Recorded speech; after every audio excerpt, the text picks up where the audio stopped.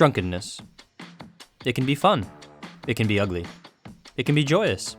It can be sad. What are we to think of it? And, more importantly, what did the French Renaissance philosopher, prolific essayist, and occasional drinker known as Montaigne think of it?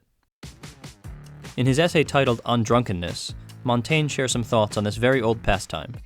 He begins by observing that, although all vice is bad, some vices have an almost noble quality about them in the way that they require knowledge, valor, or skill. Sadly, such nobility of vice cannot be found in the drunk. Montaigne suggests that the worst condition for a human being is when he has lost knowledge and control of himself, and this is precisely what the drunk experiences.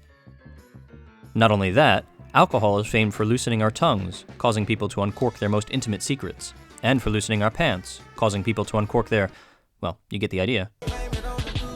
But Montaigne, ever one for ancient wisdom, cannot help but notice that this vice was not so ill spoken of by writers of the past.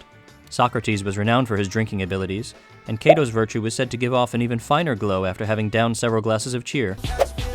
Plato advised that one should not drink until 18, not get drunk until 40, but after that all bets are off. That seems fair, right, guys? It's fair. Plato had a good opinion of drunkenness, both as a test of a person's character and as a means of relieving the elderly of their discomfort and timidity, though he did, however, impose a few restrictions, noting alcohol should be used sparingly on military expeditions, that judges should abstain when carrying out their duties, and that one should not imbibe on nights that they hope to beget children. I had whiskey, Dick.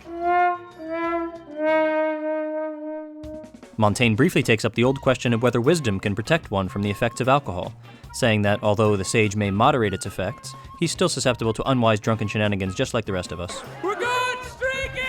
Yeah! Overall, Montaigne says that although he finds it to be a loose and stupid vice, one that doesn't quite suit his personal taste and constitution, he doesn't think drunkenness altogether a bad thing.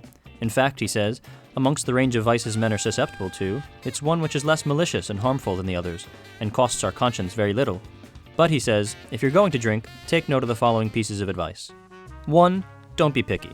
If you make your enjoyment depend on drinking good things, then you run the risk of occasionally having to drink bad things. To be a good drinker, have an indiscriminate palate. Remember, the aim is to swallow, not to taste. 2. Drink immoderately. Don't drink like a sissy Frenchman at 2 meals a day and with a concern for your health. No. If one is to drink, drink as the ancients did, with time and persistence, for entire nights, days added on special occasions. When undertaking your drinking events, bear in mind 2 words, expansive and vigorous. Finally, refuse no opportunity to drink. This is really just another aspect of immoderation. Lunches, suppers, banquets, funerals.